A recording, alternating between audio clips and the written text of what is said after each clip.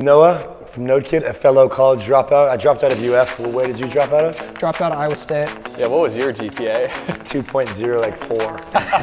What's going on, guys? Welcome back to the Rollup. Welcome to a chain abstraction palooza where we just wrapped up an epic one-day marathon in the heart of New York City, diving deep into chain abstraction with some of the top teams in crypto.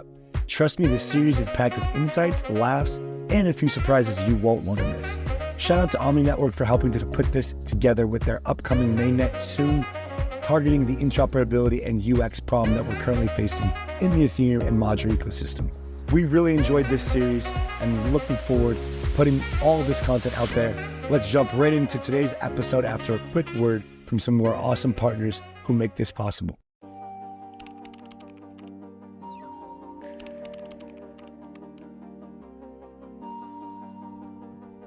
Cartesia is your home for app-specific rollups. At the forefront of developing new tools and platforms that enhance the capabilities of blockchain technology, Cartesia enables applications that are flexible and built to scale. Build on a full Linux environment and use traditional software libraries, but in blockchain development. Go to cartesia.io, that's cartesia.io, to learn more about building your own app chain today. Everclear is pioneering the clearing layer. The clearing layer can almost be thought of as splitwise when you go on a trip with friends, but for the blockchain. What I mean by that is when users are sending cross-chain messages, there's oftentimes fillers and solvers who have balances left on different chains that they need to rebalance and reset their positions. This is where Everclear comes in. Everclear is pioneering a collaborative approach to the chain abstraction future, and they are willing to work with interoperability partners, solvers, and other providers in the space to build a interoperable and chain abstraction future. Check out Everclear at everclear.org, and welcome back to the Rollup. All right, so we're here in New York with Noah from NodeKit, a fellow college dropout. I dropped out of UF. Well, where did you drop out of? Dropped out of Iowa State. How many years did you do? Like 2.25, I guess. I made it till beginning of junior year, and then we raised our round and been building ever since. So do you remember what your GPA was? Oh, I was above a 3, yeah. Nice. My last semester, I What was your GPA? It was 2.0, like 4. By the time I dropped out, I was just barely on the cusp, you know? Because that last semester, you're working on business, you're not doing any school. Yeah, no. Just straight D's and F's your last semester after having like a 3.5, and you're like, oh damn, that didn't go so well. See, for us, the issue was we were pitching. So I was doing all these like 30-minute pitches, and we even had one, which it's one of our investors that's like in our round, in this last round, we were pitching them, and we spent 4 hours on a pitch on the Thursday, and me and Nick had a test that night. We ended up both failing that test, but then we got the investor to be in the round. Nice. All right, priorities. It worked. Yeah. Do investors ever give you, like, in the process, was there investors who were just like, we don't want to invest because you're just too young? Yes. Like we don't invest in first-time founders? Or? We don't invest in college dropouts. I got that. Did you make it clear you were going to drop out if you Yes. wrapped up the round? Okay. Yeah. Somebody told you they don't invest in college dropouts. They said they do not invest in college dropouts unless they knew them previously. Was this like a tier C fund, or were they actually like? The funniest thing was like the bigger the fund, I think the less they mind about that stuff, because they've also seen that their biggest exits don't come from like traditional founders. For example, one of the biggest exits in history, Facebook, Mark would not have looked good on paper. Mark Zuckerberg did not look good on paper. That's my point. Like it's silly to discriminate based on education. Yeah. But you got the bag, so got it now done. you can cook. Yeah. Yeah. You're chilling. Just gotta cook. How long ago did you drop out now? I dropped out right in October. So we dropped out before all the papers were even like dry at that point. I was just like, we're getting out, we're gonna go do this. So it's been like a solid year that you've been working on this now, or at least like full time. Yeah. Nice. You ever feel kind of like you like just weirdly different from your friends, like you just can't relate, or you ever feel like ostracized? It's definitely really weird when you like look at LinkedIn occasionally, because then you'll see people doing like the really fake LinkedIn posts where it's like, I was so happy to work at like this manufacturing company with the summer internship, and I saw one of those posts when we were hiring people for full-time positions, and I was like, it was just a very like stark contrast, because it's like. Yeah, sometimes, I mean, especially in the first 2 years after dropping out, I felt very just different, because the conversations that I'd be having in real life, like I ended up moving places, like states. So the conversations ended up just being like, okay, you're 19, you're 20, like what school are you in, what are you doing? And then you're like trying to explain that you're running like a pretty freaking successful online business, and you're like, so it's just kind of like, these are arrogant things perhaps to say. You're like, I'm hiring people, I'm running a business, right? But it's like, you kind of feel ostracized at some point where you're like, I don't feel normal, I don't feel like I fit in. See, my favorite thing to do now, though, is tell people I'm just a software engineer at a small startup. Is that what you do on like Hinge? Oh, hell yeah. Yeah, yeah. Of course, because it's just like, what I view it as like, why do other people need to know unless I want them to know? I think that like, in general, there's like a certain nice part of being a founder is like remaining private in places like you don't necessarily want like the press and like attention on it. I think one of the main things in crypto is you're always building in public. I would say crypto companies like especially is like you're always building in public. A lot of things are like looked at like for everything that you're doing at conferences, press, everything. So I think like having a clear divide between like personal life and then like the work life, crypto, like professional career is a great way to kind of like keep your sanity at the end of the day. Yeah, I agree. I was talking to a girl last night at the Aptos event and just talking about how like you can get sucked into like crypto Twitter and then like you forget about some of the stuff that is outside of the little vortex. But we'll kind of separate this now and go more into the business side of NodeKit and what you're building, and still hitting on the personal stuff here a bit. You guys are building in a space, originally at least the idea was to build some sort of sequencing network, a shared sequencer, and do like basically coordinated block building. Is now evolved into doing this thing called Superbuilder, which we're going to get into.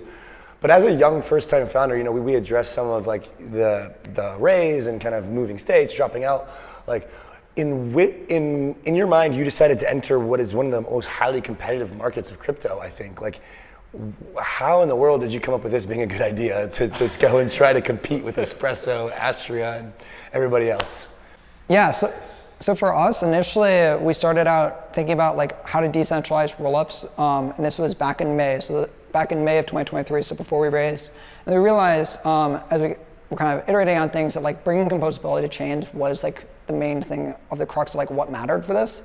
And we realized we had a better solution with it. So Superbuilder is like internally for us, we're really kind of starting to get built out and starting to get thought of actually all the way back in like December, January. So when we came out with it over the past couple months and we've come out of demos and stuff like that, like we've been thinking about this stuff for a while now. And I think that like what we really figured out is that like shared sequencers by themselves and like most of the current iterations, whether it's like Espresso, Astria, any of these other current iterations, really don't get there because a shared sequencer by itself only provides this property called atomic inclusion, which basically means if we have a shared block and I'm going to give this shared block to two rollups, the rollups will see the transactions in them, but they have no idea if the rollups are going to execute the transactions and it's going to go through, which unless you're running like an MEV bot is really not that useful. For things like banking, things like trading, things that you would use, your mom would use, or anybody that's in crypto or not out of crypto, you need it to be atomic and you need it to be around execution, which is what Superbuilders provide. So for that reason, we really found like we have a clear kind of different product segment in the market with Superbuilders, and we've seen that like a lot of our customers really don't like look at other options because they're like, I want that. I want the single block communication. I want synchronous composability. If you can deliver me that, that's what I want. And we've yet to essentially have a customer say, well, we looked at Javelin and we looked at one of the other offerings and leave. So help me understand how you achieve that property. So this is something that Espresso has talked about for a while, like this idea like, cool, we can only guarantee that we're gonna like shove this transaction in there, but a rollup might not adhere to like the rollup's rules of like actually executing according to the VM. How do you get around that? Yeah, so the way we get around that is essentially a Superbuilder is this program that integrates with different full nodes for different rollups, and then you're able to guarantee atomicity because if you can control ordering of the block across different rollups, then you can also control execution if you have a stateful entity. So that way we're able to do it. And the team's background is actually specifically around data analytics at scale, which helps out a lot because a lot of what we do on the day-to-day is coordinating lots of nodes, lots of data, coming to essentially a solution. Is it reductive to say you do block building and then you just also check to ensure that it conforms to the rollup's state transition rules? I think the first version to looks... guarantee inclusion? Like yeah, so it guarantees inclusion and it guarantees like execution. Actual, yeah. So I think that it looks similar to block building at first until you realize that you're doing stuff like generative bundles. So for example, a user, and that looks much more similar to intents, where a user could say, I want to swap, I want to bridge, and then I want to swap again, and maybe put money in a lending market on a destination chain. So once you get to the atomic multi-leg transactions, it actually looks much more similar to like this concept of atomic settlement, which we've seen in banking a lot, which traditionally like banks have all these different ledgers, and there's no way of guaranteeing that if you're in Russia and I'm in the US and I want to send you $5, there's no way of guaranteeing that the transaction's going to go through both on my ledger, on my US bank, and your ledger on a bank in Russia. Atomic settlement is something banks have continuously tried to chase, but they haven't been able to get there. That's why they're interested in blockchains.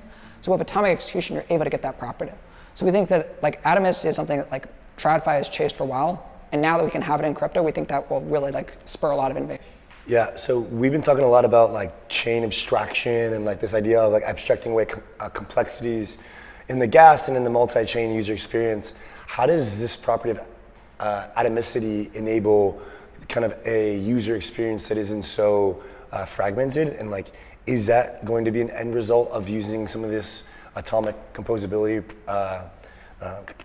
protocols? Yeah, exactly. So we're working on a few different projects on the chain abstraction side, so they can essentially build on top of us, leverage these atomic bundles to build across different chains. And it makes their life a lot easier for when they want to string together all these different actions across chains. So you could swap on a rollup like Camp, for example, and then go deposit in a contract on Play AI, and then so on. All right. Well, sorry, I want to hop in there. Who's going to benefit from this property? Is it going to be users or solvers? 3 years from now, what's your take on that? I think it's solvers at first. I think it's users long term. Interesting. I would have almost expected the inverse. So the reason why it's that way is because solvers, I think right now are very much so looking for an edge in the market. So I think solvers will benefit from it. I think chain abstraction in general, because it's kind of this new nascent product market segment, I think they'll benefit from atomicity first. I think as we get more applications building on it, then developers will benefit second, and then users will be benefiting alongside developers as well as solvers. We've kind of seen two paths. So the way that like our tech works is we have two different ways you can use it. So you can either have the single block bridge transaction where you send a request in to this Javelin instance and say, I want to bridge $5 from this chain to this chain, and then it does it in a single block. And we also have a complex bundle API where a sophisticated user can say that I want to have 5 different transactions on 5 different chains, and they either all execute or all fail, and you can have dependencies across those. So it really allows for like the more sophisticated users to use that as well. So I think you really get both, but for us, the real hope is that you get developers to leverage this stuff to build net better applications that were not previously possible. One thing that I'd like to learn about as well is Espresso, for example. I think they talked a lot about shared sequencers for, I think, 8 to 12 months there. But now the team is strongly, repeatedly communicating we are not a shared sequencer. We are a sequencing marketplace. And my impression is that this came downstream of like Rollups not wanting to cede too much control over the like stack that they're currently operating. Help me understand the Superbuilder offering in that context of like, what we've kind of covered the benefits that come from working with it. What are some of these drawbacks that like maybe a rollup has to cede as they start working with something like a Superbuilder? Yeah, so for Superbuilder, the rollup really needs to essentially run a sidecar program to opt in to this network, and then they're able to sell their block rights whenever they want. So it's also like a marketplace style, like Espresso, or is it like strictly? It's less invasive on that front. Okay. So, and it's also a little more configurable, so we can support stuff like L1s, and we can really support anything kind of across the board. For us, like the main concern around it was we wanted to be able to support as many things as possible with synchronous communication, because we just found that our product was demanded by a lot of different companies in the space that want to do a lot of different things across a lot of different chains. So as a result, we decided, okay, we got to make this flexible, because that's the superpower of this is the synchronous communication. It's not the fact that we're decentralizing it or anything like that. It's really like synchronous composability is like the moonshot thing that everybody wants. That's what we found. Got it. So what do they have to seed in order to do that? They need to run a sidecar. Yep. Is there, like that is a technological burden. Is there control over, for example, can the Superbuilder jack block building rights over the core network itself at any point? Yeah, or so like who has ultimate decision on which block gets chosen? Yeah, so the core network, in this case, like the rollup itself, basically is saying, and they're doing a modification on their stack itself that's basically saying, if we opt in to be able to have our block be built by a Superbuilder, then we can't equivocate against it. for that given block, but they can also decide every Ethereum block whether or not they're doing that or not. So really it's like really nice to opt in it and opt out on it. We really wanted it to be really flexible because we found that like rollups by nature really love the flexibility. That's why we've seen this explosion in role-based service platforms as well. I think the two issues were the opt-in and the mandatory nature of the opting in and out was the core issue that you discovered, as well as the revenue distribution. How are you guys thinking about revenue distribution when it comes to the Superbuilder compared to the other kind of sequencing and block building companies, or just in your conversations with Rollups? Like, how is the revenue conversation going with regards to splitting revenue for NodeKit to accrue value in some capacity? Yeah, so it's done the same way that we were previously doing it when we were just on the shared sequencer itself. So it's done pro rata for bundles.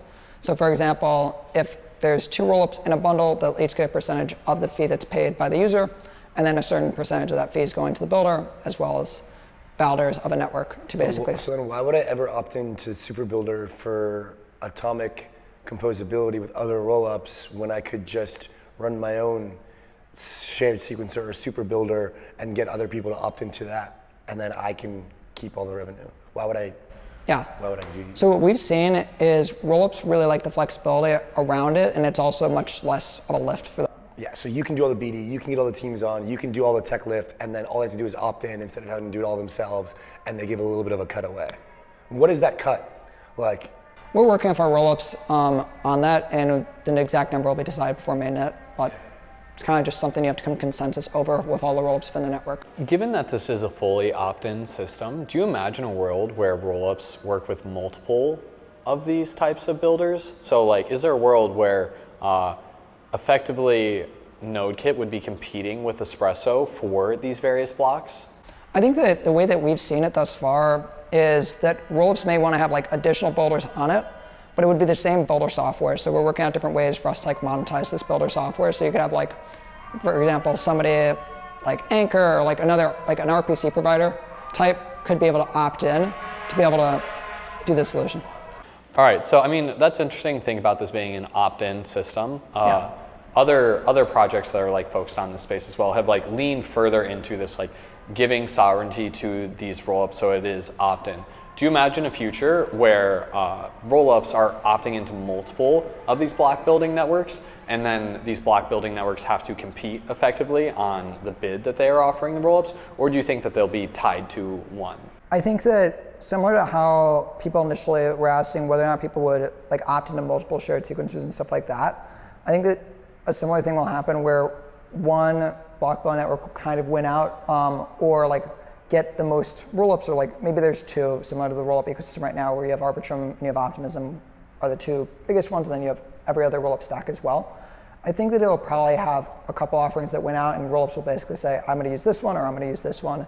And for us, our main priority every single day is making sure that we make rollups as much money on this system and provide the best possible dev experience so that rollups don't have to roll this stuff themselves, because rollups should focus on being rollups at the end of the day and getting net new users, net new applications into crypto. And I think that's the most high impact thing that they can do at the end of the day. Mm-hmm. Yeah. See, okay, so my only concern with the Superbuilder and the sequencing stuff is, what if the world of crypto and rollups realizes that atomicity isn't really that important? That we can just do everything asynchronously, that this doesn't really matter, and that achieving same block settlement or same atomic inclusion and execution is kind of like, we don't really need it. You guys are kind of working on asynchronous stuff with Omni. I'll preface it as well, that's my view of the world. So. And you guys are working on synchronous. So let's kind of like turn this on to like Andy in the Rollup interviewing Austin and Noah here. All right. So let's do this. So like the synchronous, I'm gonna preface my mental model, and then you guys can kind of see if you guys agree with this, where you disagree. We just had David from Polygon talking about the ag layer, talking about these rollup clusters. Within these rollup clusters, within the superchain, within Elastic, within ag layer, I see value in atomic composability for extremely fast settlement, interaction between chains, very, very, really tightly interconnected ecosystems that are reliant on something like the Superbuilder. For the Superbuilder based superchain, or the superchain and the Elastic chain ag layer to connect, I see value in much more security through asynchronous communication. That's my current view of like what could happen and where I see use cases for both.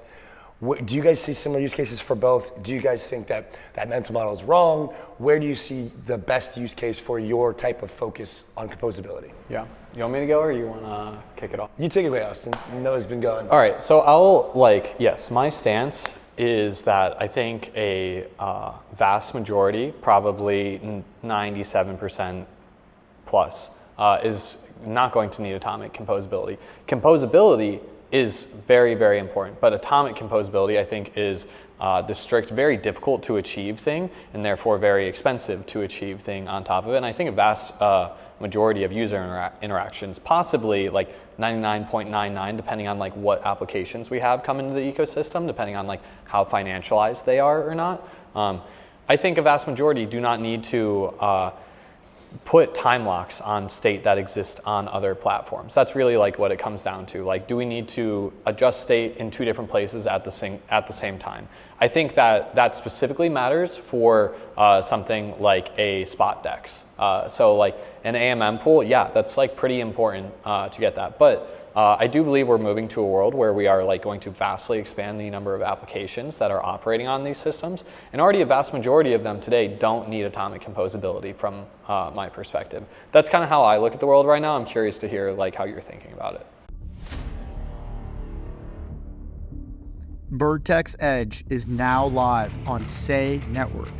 Say users can now trade 50 plus spot and perp markets with the unified order book liquidity of Vertex Edge across Arbitrum, Blast, Mantle, and Say.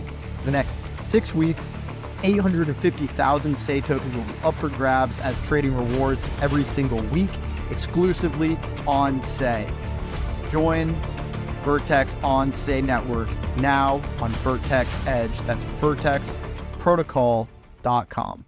Mantle is a layer 2 blockchain with one of the biggest on-chain treasuries in all of crypto, and they have a 100-day campaign called Metamorphosis live now.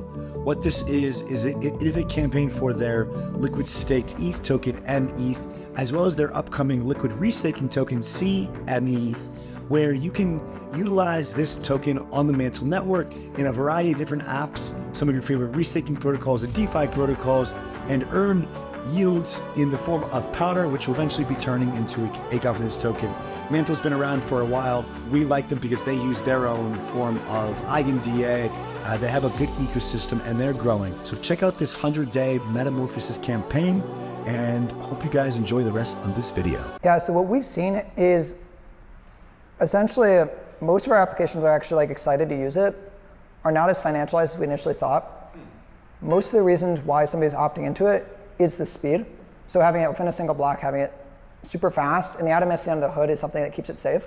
And one thing I did want to say is you can have atomicity without having it be synchronous. I think atomicity as a property is just something that's very nice to have, because having either a list of things all happen or all fail is very useful in development in general, because otherwise you can end up with stuck transactions, users' funds stuck on different chains. And I speak to developers every day where they're saying, well, we had this issue and one of our customers ended up where his funds were supposed to go from Base to Arbitrum to Solana, for example. They got stuck on one of the chains. He's yelling at us, we're upset, how can we fix this? So for us, I think that we really seen that like atomicity is the superpower. I think that there will be some aspect of async versus synchronous composability, as there always has been, but I do think that the vast majority of applications, if you can go synchronous, then you're gonna wanna go synchronous. It's kind of like saying, would I rather have a Prius or a Ferrari? I'm always going to choose the Ferrari. And that's just. But not if every transaction that you make costs a Ferrari size. That's I don't think the cost ends up being as expensive, because I do think block space is very abundant, and it's going towards that way. If we think there's going to be hundreds or thousands of rollups, then block space, the cost itself won't be that much.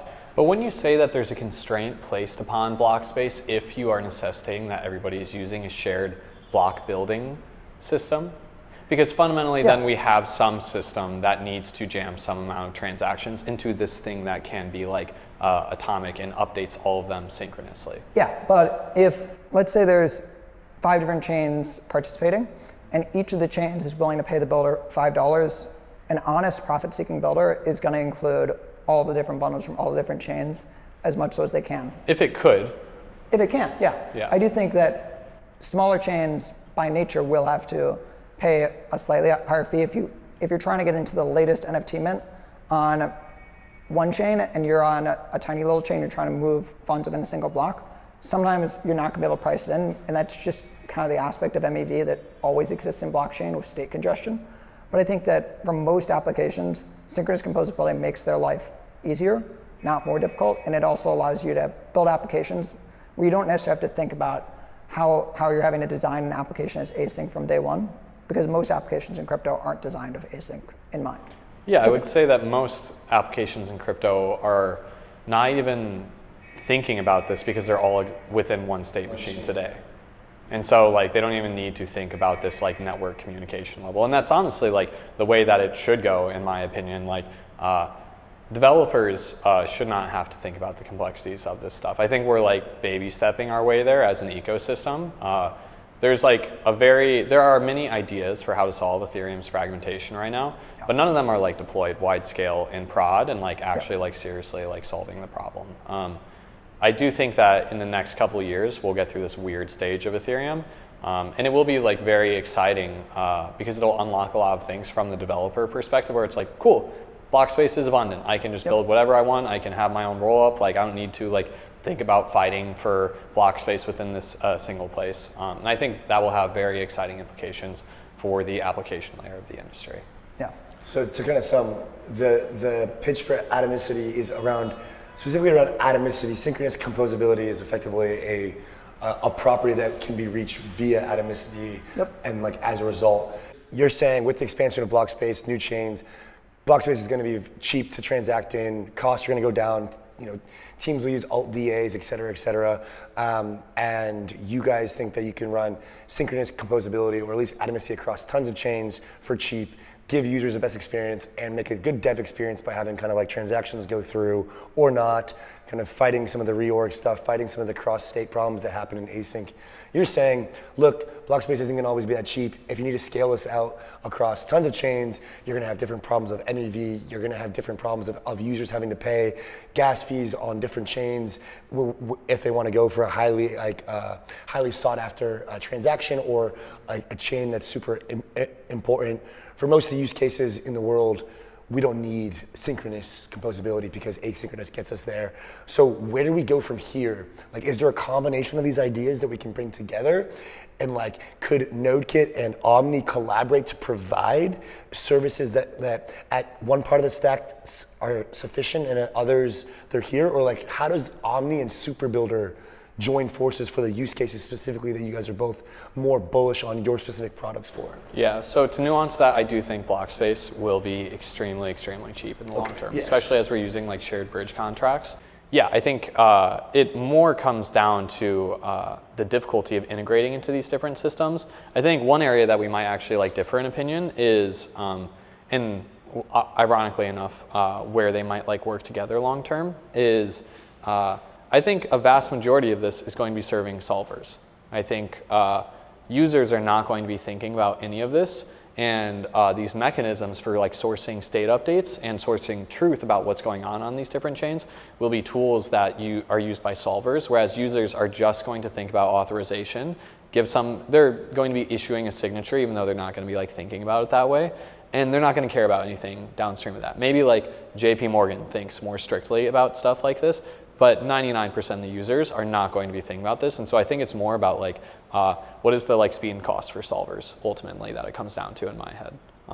So yeah, that's why I said that I was surprised to hear that solvers in the short term, but users in the long term, because I view it inverted. I think everybody right now is talking directly to these settlement layers, and I would not be surprised at all if in a couple of years, almost nobody was talking directly to the settlement layers and it was just solvers doing all this.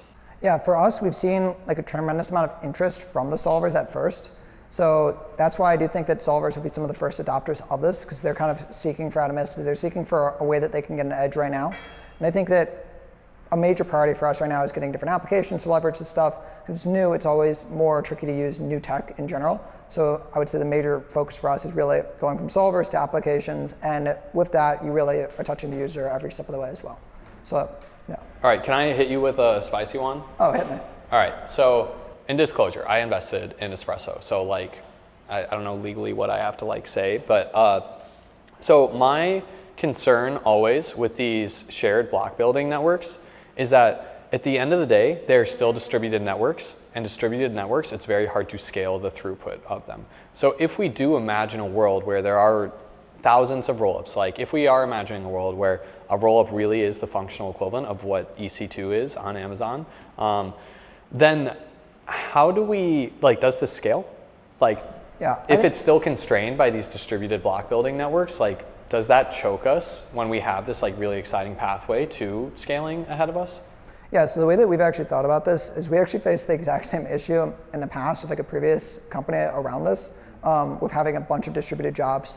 For our previous company, it was large-scale blockchain data analytics, so it was taking blockchain data, doing stuff with it, and there was 32 protocols, and there was 100-something Spark jobs that were running continuously. Spark was for batch data and Apache Flink for streaming data. So when you have all these different jobs managing, the best way of scaling these systems out is I do not think Superbuilders long-term will exist all on one machine. I think the best way of doing it is you essentially have one machine that's acting as a master node, and then or potentially multiple masters, but you have one machine here, and then you're hooking in different modules that can operate on different EC2 containers, or you're running them co-located. Maybe I'm actually misunderstanding how the Superbuilder operates. Is it a distributed network, or is it a server? So Superbuilder itself there can be multiple different Superbuilders, but like one Superbuilder is one person running all these different full nodes. Okay. So it's different builders that all compete. Within the NodeKit L1, Kind of like a consortium. though, like within like the NodeKit L1 is powering the Superbuilder. No, That's where the NodeKit consensus is reached? No, so Seek is a shared sequencer. That's where we have an L1. Yes. So we have a shared sequencer called Seek, and then we have a Superbuilder called Javelin. Correct. And they work together. So Javelins post data to Seek. Got you. Regardless if the rollup is on Seek or not, that's how we distribute fees out, is all bids are run through it. Got it. So one of these is decentralized, the other is not. Yes. Okay. Kind of similar to MegaETH, where they have centralized production and decentralized verification. Yeah, we just chatted with them earlier, but I had the same. So this is definitely coming from a perspective that is more like I'm in crypto because I believe people should have complete sovereignty over their own assets, and especially their like digital life.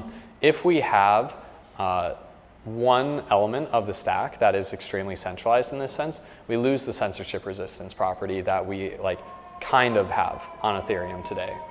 And the reason I say kind of is because a lot of block building, it's actually the same area of the like transaction supply chain that is getting.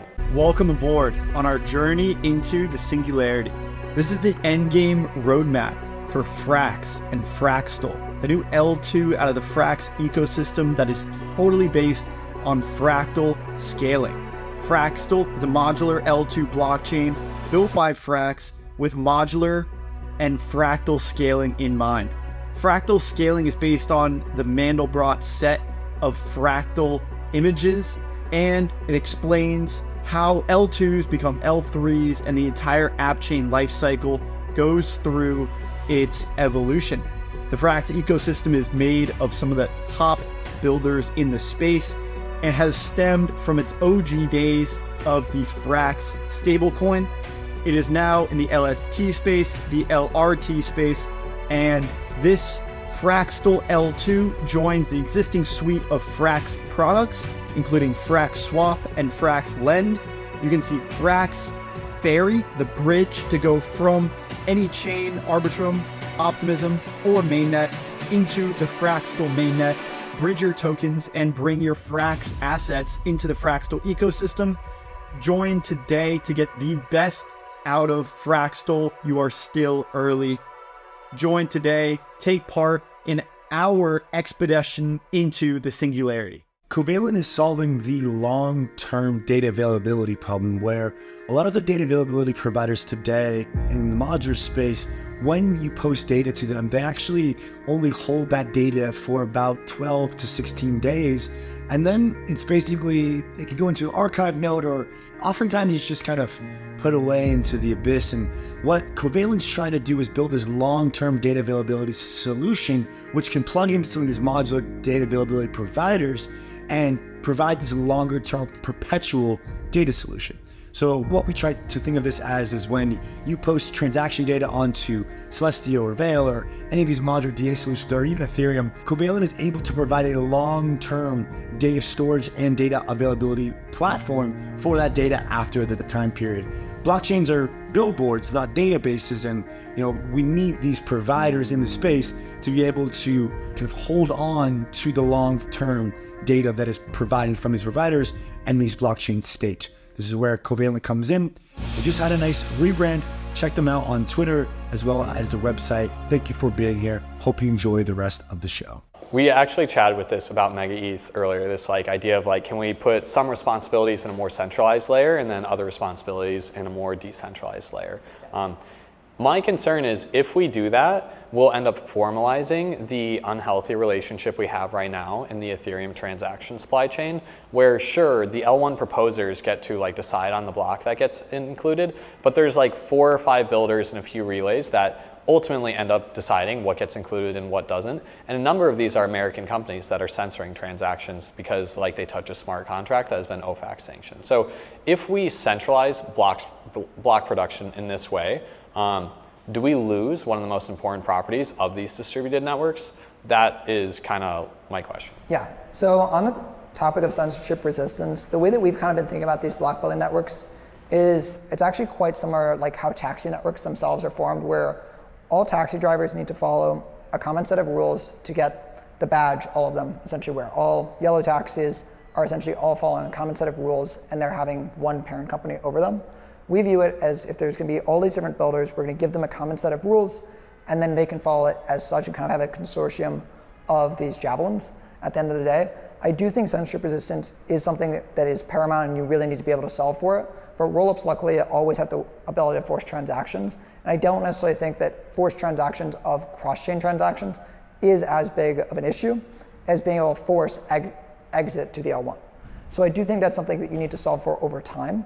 But I think that there's a certain amount of over-engineering that happens in the Ethereum community, where if you over-engineer it from day one, then we end up with a lot of these projects, well, I'm not going to name, but a lot of these projects that over-engineer things, raise tons of money, and then nothing ever comes out of it for years and years to come. So for us, we're really aiming to build the best possible product, get it out to market, and then enhance it over time to add on additional properties, such as better censorship resistance and things like that. But I think at the end of the day, we exist to serve the info providers that are building on top of us. And if you're not existing to serve your users, then I think that kind of making broad strokes and saying that we all need to solve these problems makes it very tricky to do innovation, because some companies are going to be best at solving one problem, and then we can solve another problem with it later on. All right. That's kind of how we do it. Okay, I'm done asking libertarian engineering questions. I'm down to chat growth and degen brain. Yeah, just a couple more questions. I really wanted to ask what lessons you've learned playing in this space, as a first-time founder. It's a little bit super off on a tangent here, but especially in this kind of competitive space, like Austin's saying, what have you learned on on moving towards focusing on the Superbuilder, on the raise, on just team, what's just been some key learnings? Yeah, so I would say that there's really 2 that I could highlight. We have an extremely fast feedback loop. So I'm constantly trying to talk to customers and then going back to the engineering team and the rest of the team and constantly formulating that strategy. So we're constantly very product driven in that realm. And the other thing is building in public and understanding that you can build complex tech, but if nobody understands it, it doesn't really matter at the end of the day. So we've really focused lately on educating people about how this technology can be used, how it impacts them, how it impacts their protocol, and really how users are able to leverage this new tech. Because for us, we really view it as a failure. If you build great tech, but nobody uses it, it doesn't really matter at the end of the day. So we want to build great tech, but also make sure users know how to use it, builders know that it can help them out on all these different aspects. So for us, that's kind of the main things that we've been doing. And as a young founder, I would say the main lesson for me was you just have to get out there repeatedly, because a lot of people think there's a playbook of here's how young founders raise money or do anything like that. At the end of the day, it's a few companies early on in your career that will give you a shot, help you meet more people, and then you just got to keep taking calls, keep meeting people, and eventually, if you stay in the game long enough, you'll figure something out, you'll figure out an idea, you'll either get a job or you'll start a startup or something, and you'll be able to enter in this great industry of crypto. But I do think as young people trying to that were trying to get into crypto, the main thing was it's just like you just got to stay in the game. You got to take every call. It doesn't matter if you think it's relevant or not. It's just about picking up the phone. One thing that I'd love to hear your perspective on in this domain. So the company I had before this, I was so bad at hiring. Literally, I would like, and a lot of it came downstream of not being able to articulate like the value proposition of what we were building as well. But I didn't even drop out. I like finished school, but I really I sucked at hiring. How has it been like building the initial team when people might have like biases about you being like younger with this? It's been good thus far. Luckily, we got backed by some of the best investors globally with CSX. So we were able to get great hires as a result. We're well funded, and we're able to go out there, pay good salaries, pay at market or above, and really build out a kick-ass team thus far. So we haven't really had as many issues. I think there's always the issue of like, there's always going to be teams that have more money or other things like that. But at the end of the day, if you can build a better product with a smaller team, then more money just kind of serves as like rocket fuel for you. It's not as much of a differentiating factor. Yeah, do you have any like older hires, like guys in their 30s, 40s, guys and girls? How does that feel being like 21? Yeah, I'm 21, and honestly, it feels just fine at the end of the day. We're doing fine. Like, I don't really think about it. Like, I don't. It's not something that like concerns me as much. Like, I'm looking to build a team that has like the best developers, the best marketing people, like the best people to build NodeKit with. So like, I don't care if you're 40 or if you're a sophomore in college. Understood. If I think you're the best, then like, I want to get that employee. Understood. That's a wrap from us, Noah. Thank you for coming on, and pleasure to chat as always. It's been great. Thanks for having me, guys. Thank you, man.